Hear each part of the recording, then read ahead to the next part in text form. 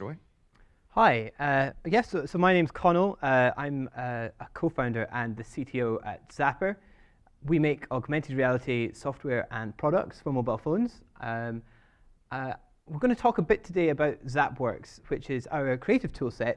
But before I do, I'm going to say a little bit about Zappar, but I'm going to try and keep it pacey, because we're going to try a live demo of our tools, if the Wi-Fi holds out, which it often doesn't. And hopefully have lots of time for questions afterwards, because I like questions. Cool. So as I say, at Zappar, we make augmented reality software for mobile phones. Our platform is really good at delivering really short-form, immersive 3D experiences that feature augmented reality. And by short form, I mean we expect users to have an experience that lasts maybe a couple of minutes using Zappar. Then after that, they're going to go and do something else, but they might come back and revisit that experience again.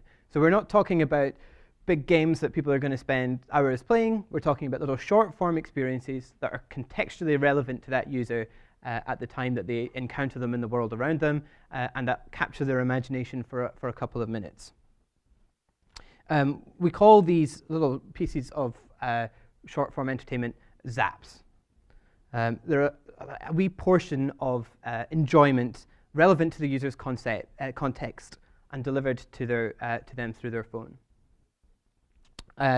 We're now 5 years long in the tooth at Zappar, and in this time we've had the privilege of working with lots of amazing brands and licensors.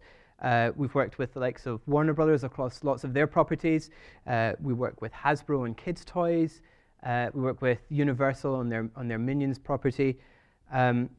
In fact, just last year we did a campaign with Carrefour and Universal on Minions in France and Spain, during which time there were more than 3 million zaps, so 3 million hits of AR experiences across just a 6-week period over the summer.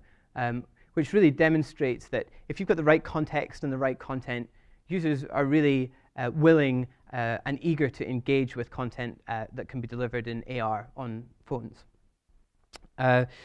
One piece of content or one campaign I would like to share with you at the moment is one that's ongoing at the moment with Rovio promoting the Angry Birds campaign. So you can see here in this video, user opens up an app which supports the movie. They scan different codes that they find in the world around them, and they have AR and VR experiences as a result of having that scan. Different codes placed different places come with different little bits of experience. And so Rovio are bringing this to their merchandise, to candy and toy tie-ups. Even McDonald's Happy Meal boxes around the world have Angry Bird codes on them at the moment. Rovio estimate that there are 1 billion Rovio codes out in the wild at the moment, which I think makes this perhaps the biggest AR marketing campaign that there's ever been. So we embedded Zappar into their app, and indeed when users scan codes, our component inside the app and the AR experience they have unlocks power-ups in the host app, so in the Angry Birds action game app. So code plus thing makes for an interesting Zap experience. And they're literally populated everywhere at the moment. So all of the campaigns I've spoken about and many others are powered by our creative toolset called ZapWorks. So this is something we've had in the works at Zappar for a while. Today, this week, we're launching ZapWorks as a toolset that anybody can use. And all of the experiences you've seen have been built by us in-house using the same tools that you'll see today. So ZapWorks is a complete tool set of tools, but at the core, there are 3 creative tools for building content. The widgets editor, the designer editor, and studio. So I'll talk a little bit about widgets and designer. They're really super simple. The widgets editor, you just drag and drop your content into our tool. You hit publish, and then ZapWorks uploads all the content, and whenever you scan your code, the content appears arranged automatically for you. So super simple, and anybody can do it. Very easy to use, but it kind of constrains you in the look and feel of your content. Next up, we have Designer, which is a sort of step more complex. It's a bit like PowerPoint for AR. You can still drag and drop your content. You upload your tracking image. You can have multi-screen experiences with some simple interaction linking those scenes together and transitions and what have you. Lots of different types of content you can add, including contacts and calendar integrations, various different bits and pieces. You hit publish, and the content appears pretty instantly tracked from your image that you're bringing to life. However, what I want to talk most about today is our studio tool, Zappar Studio, which really is the kind of Black & Decker of our set of tools. It's a complete 3D toolkit. It's lots of features here. I'll speak briefly about each one. It's fully scriptable in JavaScript, so you can make complex gameplay interactions and experiences that react to how the users use them. It has immersive worlds, so we can use the gyro for having complete sort of VR gyroscope-oriented experiences. It supports 3D objects, including rigged animations. That comes out of the box. We've got some really good animation tools built in there. We tried a lot to learn from technologies in the past which haven't done animation well. So for example, Flash, it's a great example of a technology that was really pretty poor, but the promise that it had meant that it gained traction kind of in the 90s. And so our animation tools, we've really tried to learn from what they've done there and make it much more mobile appropriate. I'll see a little bit about that when I demo it in a sec. Of course, it supports our augmented reality algorithms.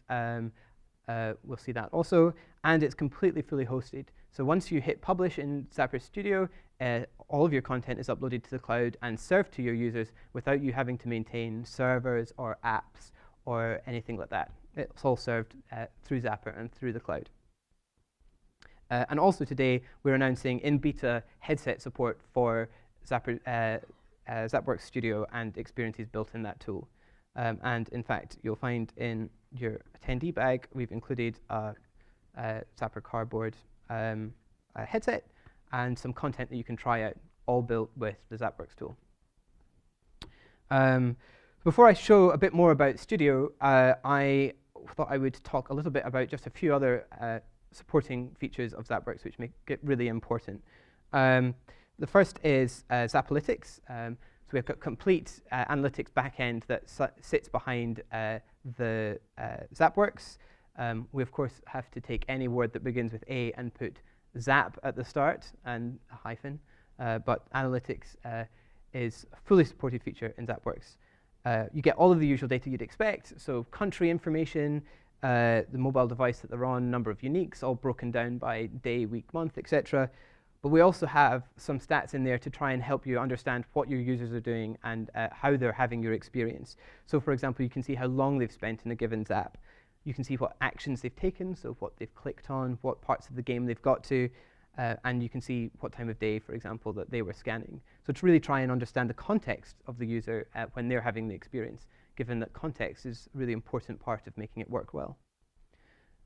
We've also this week put an update live to our stats, which mean that you can aggregate all of your the stats from your different Zaps and see across your entire account how your content is doing, or also subsets of Zaps, so groups of content that you want to see the stats for. And you can also download CSV files of those stats, so that you can take them into Excel or SAP or whatever floats your boat.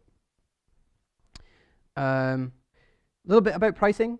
So personal, you can use all of the tools that you see here for pretty much free personally. You get your first piece of content for free, basically, and then you pay $1.50 for each additional piece of content that you make. Once you make that content, you can update it as much as you like. But for a given sort of Zap code, that's going to cost $1.50, just basically to stop people taking the piss and making millions of them. Business pricing is a little bit different. So there's a free trial, of course, but then you pay by a seat basis. So the basic seat gives you access to those two simple tools, the widgets editor and the designer tool. It comes at $45 a month, but that includes everything. So hosting, use of the Zappar app, all of that. That $45 a month encapsulates everything you need to publish content using the Zappar platform. If you want to use the Zappar Studio tool, then that's the Pro seat, and that's $135 a month. So things that this includes are that you don't need any additional engine costs. So you don't need to pay for a Unity license, for example, in order to use Zappar and make content using Zappar. There's no cost per scan or cost per cloud lookup or anything like that with Zappar. You just pay for access to the tools that you want to use to build that content. And the hosting's all included. You don't need any mobile developer program costs or anything like that, which makes this really quite surprisingly affordable versus the other AR tools. I don't know anything that gives you the level of power you can that you get with ZapWorks at this price point. We do have a fair use policy also. Cool. So without further ado, I thought I would just go straight in and show you the tool in action and just how quick it is to put together some content. So out of PowerPoint, and hopefully the Wi-Fi is going to work for us. Switch through to ZapWorks. So here's ZapWorks Studio, so the Black & Decker tool, the fully fledged SDK. What I'm going to do is make a little bit of content that just brings my business card to life, which I've got here. So I'm going to create a new project. I'll just call it business card. And here we are in ZapWorks Studio's view. So on the left, we have our hierarchy, which is a list of the things that are in our content experience.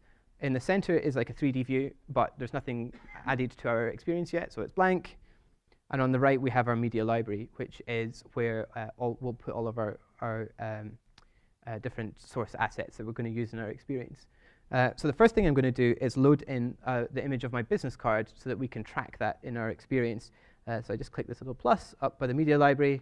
I go train image file, and somewhere I have it on my computer. So business card.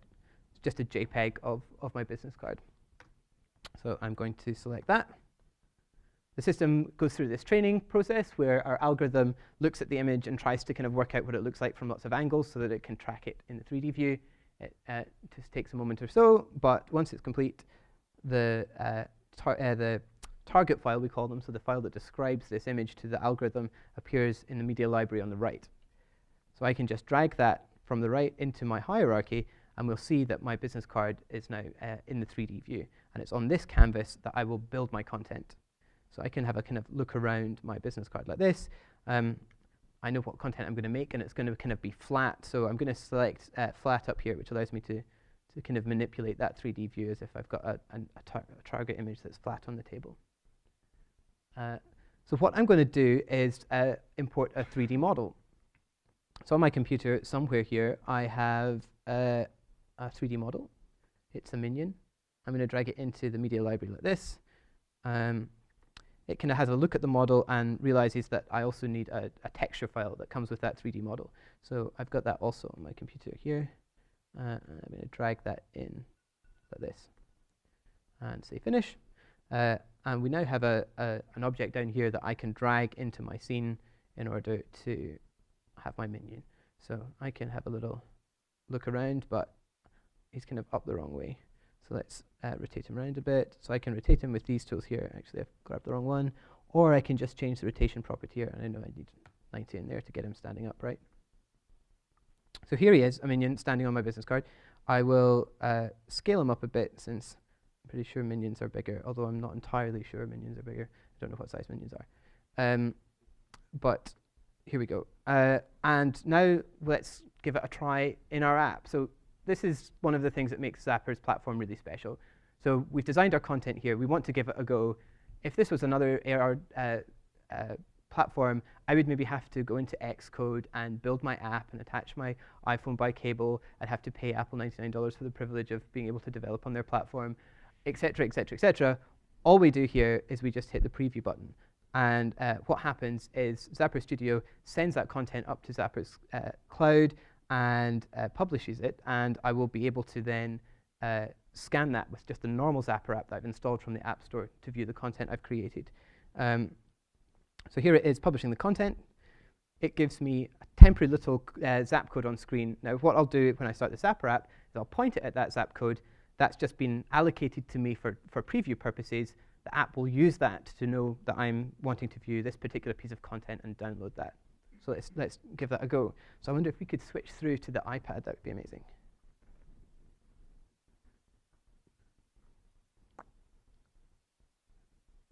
Excellent. Cool. So I have the Zappar app here installed on the iPad. Oh, with the previous bit of content. And it just shows the 3D view as you'd expect. You guys have presumably all used AR before. And then so I'm going to scan that Zap code that was shown on screen. And I'll just bring, so that's it downloading the content. There it goes. And then when I point to my business card, there's the minion, as expected, tracking on that business card. Cool. So really fast content publish process there, workflow. So that's kind of fun, but ultimately kind of uninteresting. We've all seen like 3D models on targets, right? So let's do something a little bit more interesting. I wonder if we could switch back to laptop. Thanks. So we'll do a little bit more just to make this experience a little bit more interesting. I mean, there's lots that can be done here. So as I say, it's fully scripted. We've got some really interesting features in terms of modularity and animation. So you can build some really complex things in this tool. And if you head to our showcase page on our website, you'll see some of the content that we've made for clients in the past with this tool. And it astonishes me how much our creative team managed to do. So the first thing I'm going to do is I happen to know that this Minions model has some animations in it. So I'm going to create a little controller. What that controller is going to do is dictate what part of the animation that Minion is going to be in. I'm just going to call it animation. And inside that, I'm going to create a timeline. A timeline just defines an animation. And it's, I think, a 10-second animation that's in the Minion file. And one of the properties with the Minion up here selected, one of the properties in its properties dialog is its animation. So I'm going to press that. And at the end of our timeline, I'm going to put the end of the animation. And I can play this here. And we'll see that the animation that's baked into that 3D model is then played through this tool. And of course, I can sort of scrub back and forth. And I can animate lots of different things. So if I had UI elements here, I could animate them using this tool. It's really quite a powerful animation toolkit. But for the moment, I'm going to take this little button here just so that it loops. So that button will make sure that animation loops. And then what I want to happen is when the user first scans my business card, I want that animation to play. So in order to do that, I'm going to drop into this script node here. So this function here, this is in JavaScript. This function is going to be run when the person scans my card. And inside that function, I want to drag the timeline that I created and run play on it. So that's just going to ask the timeline to play. So let's give that a preview. So if I hit preview, it gets uploaded to the cloud.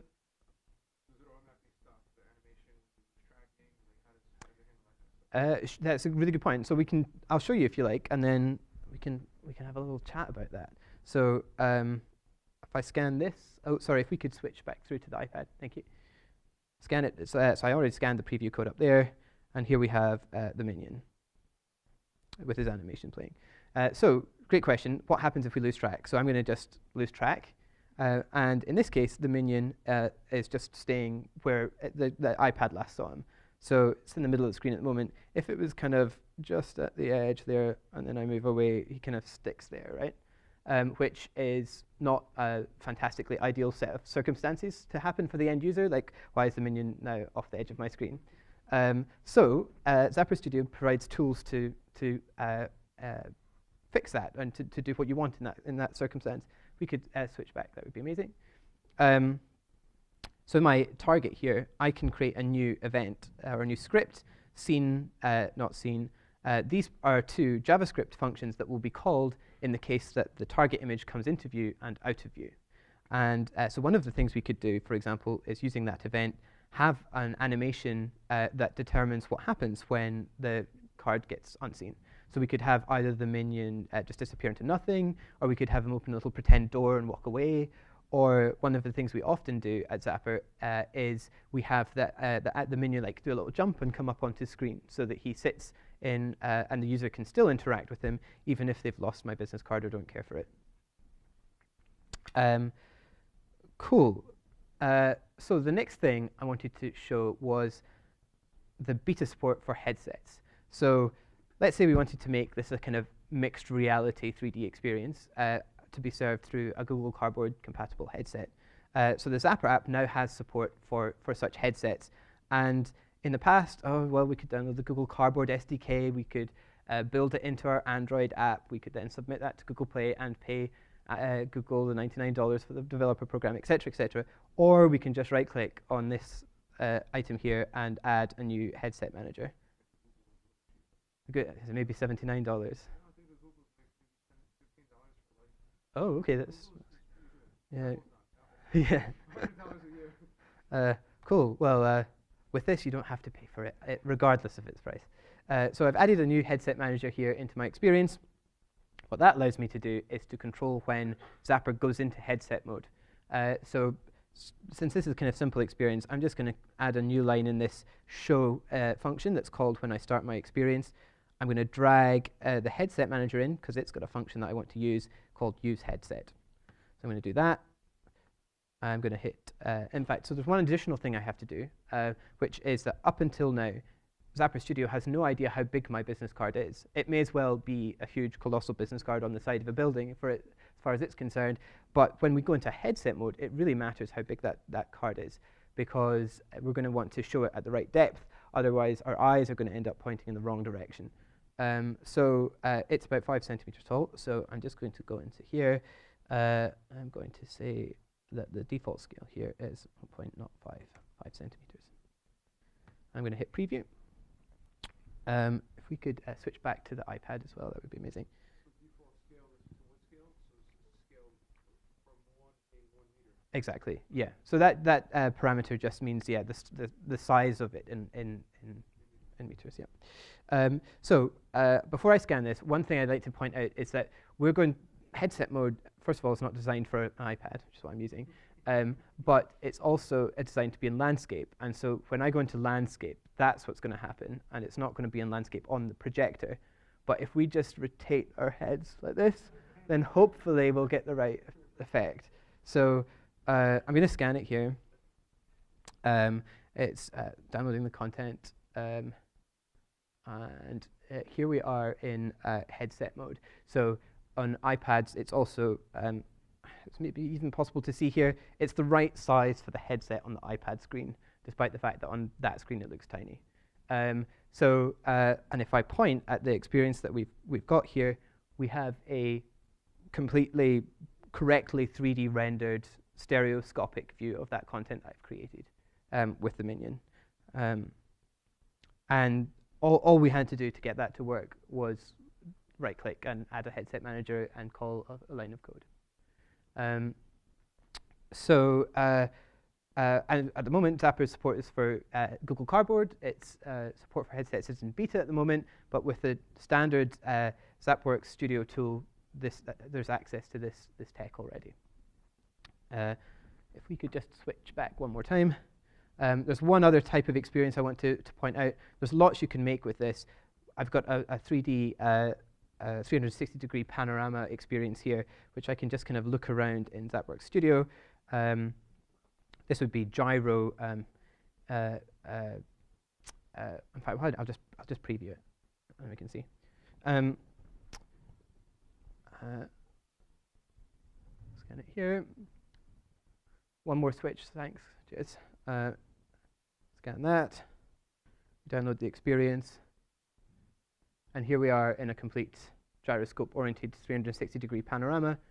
But if I wanted to make that a headset-supported experience, it's exactly the same process. I just add that headset manager and click Use Headset.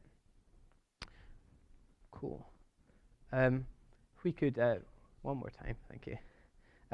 So one other thing I'd like to point out just before we go is that we have a full documentation site. In the last year, we've been working really hard to make this documentation site really easy to use, and obviously the tool's quite broad, and so this helps you really find the bits of the tool that you want for your given experience. I can flick through to the ZapWorks Studio particular section, and you'll see there's stuff in here about headsets. There's lots going on there, and there's some tutorial videos and what have you. It's definitely worth giving that a check out if you're looking at the tool.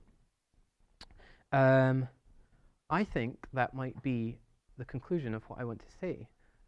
So if there were any questions that anybody had, I'd be glad to answer them. Cool. I think there's a few. I think there's a microphone coming around. Sorry. We'll get to you. I saw you added the 360 photo. Are 360 videos currently supported? We can do like some video support, but it's not in the place that we want before we talk about 360-degree video. So there's definitely lots we're going to do. You'll hear more about that from us later this year. There's some really interesting things you can do to make 360-degree video a lot better given the mobile hardware. Things like, for example, prioritizing your viewport when it comes to the bandwidth that you're receiving and things like that. And then one more quick thing with a photo, even could you add like interactive bits into that sphere? Yeah, absolutely. I mean, so in here, in addition to adding like we could add hotspots, we could add points. I mean, let me see. This might work. I mean, I could maybe even add the minion. So let's see if this is going to work in 10 seconds. If it doesn't, rest assured it's possible. But just maybe. Let's bring that up like that. And he's probably, oh, he's here, I think. I think he's just up there.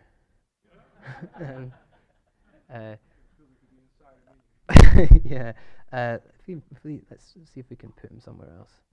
There he is. There we go. And so, I mean, the complete full set of tools around for the minions. So we could put him down here, put him over here. We could give him the animations that he.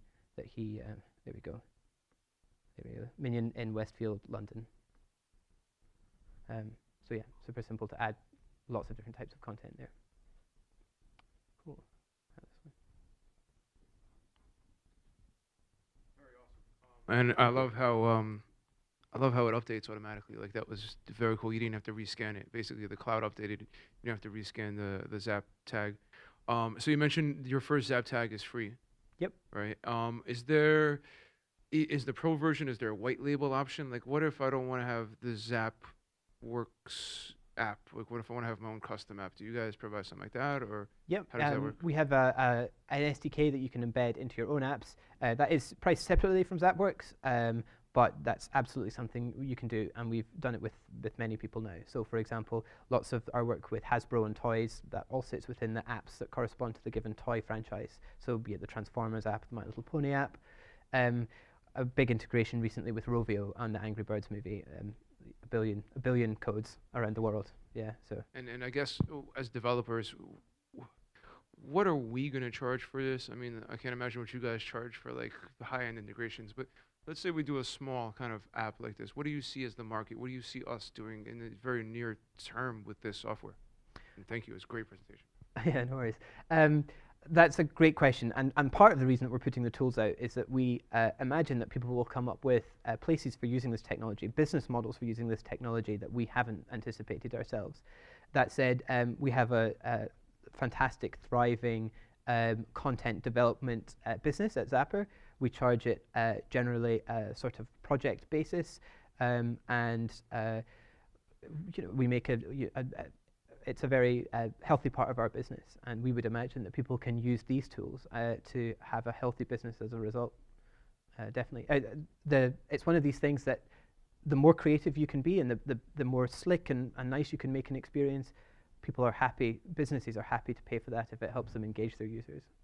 And what is like, I guess, where's the best use case? What have you guys seen in AR in the market where like, wow, this is really, you've done, Hasbro and with the Angry Birds, like, what is the success? Like, what is that people are like, this is awesome, I'll pay for that? What have you seen?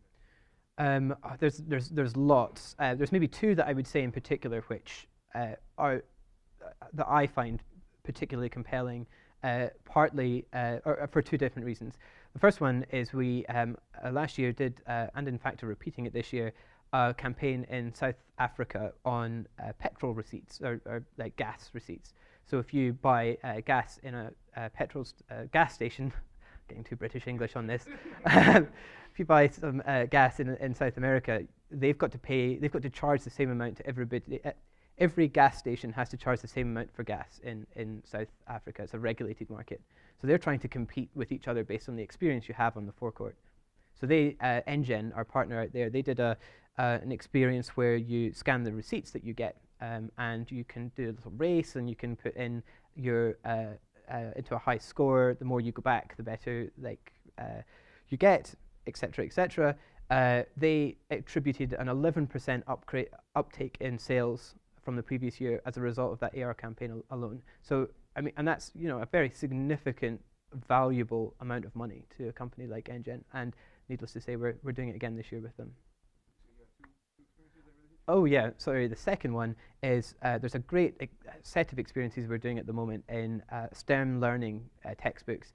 The experiences there are fantastic, all geared around kids learning, and I mean even the tools themselves are interesting from an education perspective. But the experiences are just are very engaging, and we can definitely give you a demo if you catch us afterwards. Cool. Any other questions? Any more? Maybe one down this end. Sorry.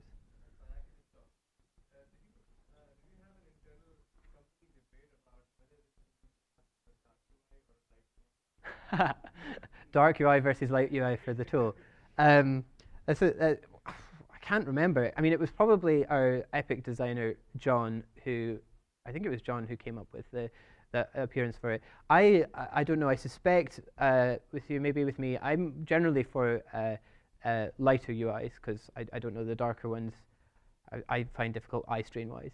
However, we want it to kind of feel pro. So it's got to look a little bit like Photoshop and a little bit like a Creative Cloud sort of tool set. The other tools like Widgets Editor and Designer are they've got kind of Zappar's signature look and feel, which is kind of big buttons, flat UI, much lighter UI. But there we go.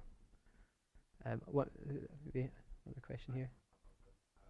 What made you build a tool like this that you can actually Well, so back in the day when we started doing this, we looked at other tools, and Unity was really young back then. So Unity was in its maybe first year or second year when we started Zappar, and we looked at Unity. The thing is, Unity is designed for a different problem. It's designed for making user experiences that last hours, that people go into and they spend a lot of time in. And as a result, it's okay, for example, that the fact that the Unity engine is like 8+ megabytes itself. It's okay that the user has to download an app in order to have that experience. So they have to download a different app for every different Unity experience they want to have, partly because of App Store guidelines or App Store rules, partly because you're building Unity experiences in C# and you have lots of really big assets and that sort of thing. So we wanted to build something that was much lighter. It's much closer to Flash than it is to Unity in the kind of concept for what we've built here. It's about short experiences you download on the fly that doesn't come with a big engine download. But of course not with any of the nasty things about Flash. So it's all the good things about Flash, but not the. You wouldn't want to build a fully fledged physics like game that you spend hours in this. You build something that you use for 3 minutes, and it really engages you for those 3 minutes.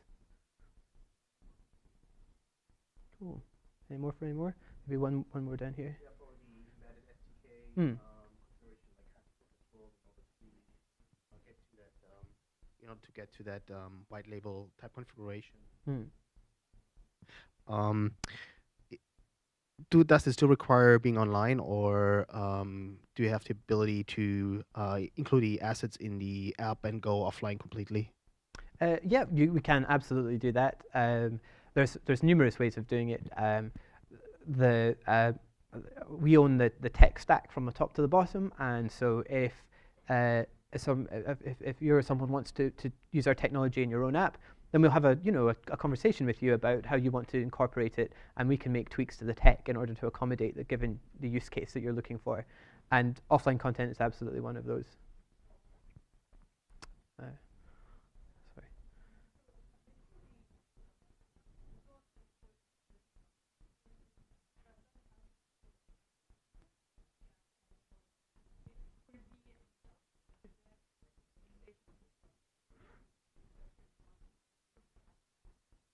Yeah, so I suppose there's a couple of bits, a couple of types of content we can talk about. So the first is things that we track. So things that the system recognizes, and it recognizes its position in 3D space or what have you. So there's the trackables, if you like. Then there's the content that you can apply to those things that have been tracked. The trackables, at the moment, we have gyro experiences, which effectively allow us to track the world, if you like, using the sensors in the phone. We have planar image tracking. So that's when I upload my business card. And so in that case, it's a known image. You know, I have the JPEG of my business card. The system analyzes it, and once it knows what it looks like, then it can know where I'm going to put my content on it. And then there's various other bits and pieces of tracking technology which we're investigating, which we can't announce at the moment. But you will be able to see it with your face at some point in the future. So there's other bits and pieces. Then in terms of the content that you can apply, there's lots of possibilities. So 3D objects, images as we've seen, videos, you can put sound in, to your experiences. There's lots of different types of things you can do and integrate with all of the phone functions. So contacts, calendar, the vibration function, lots of things that it interacts with. And all documented actually on the docs, so you can have a look there, and it should show you everything that can be tracked and applied. All right. Yeah, absolutely. So it's another thing that we're improving support for, but you can definitely do that. A bit cumbersome at the moment, but absolutely supported.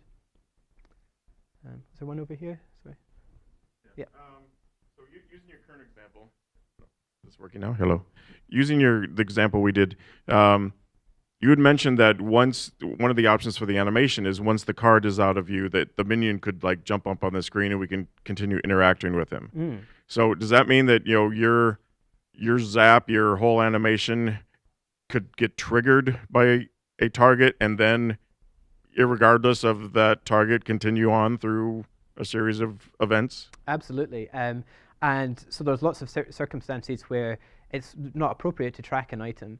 One example is the NGen, the till receipt that we spoke about earlier with this gentleman, where we don't know what that till receipt is going to look like ahead of time because we don't know how much they're going to spend on gas or what the date is or any of those things. We don't know what it's going to look like. We know what the zap code looks like, so we allocate one of these codes, and we know that that's going to appear somewhere on the till receipt.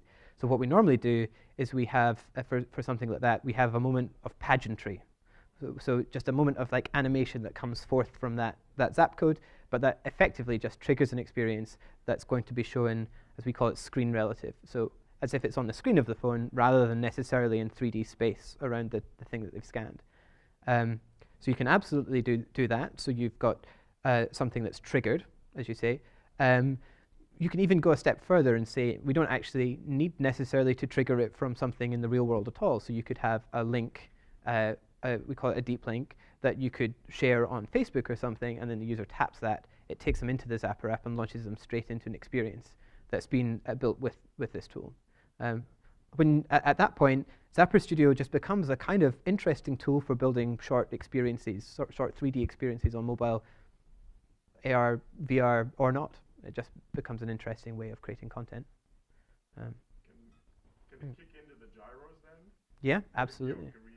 Could the minion appear there, and then as I move off, he goes, oh, look, and finds us with the gyro?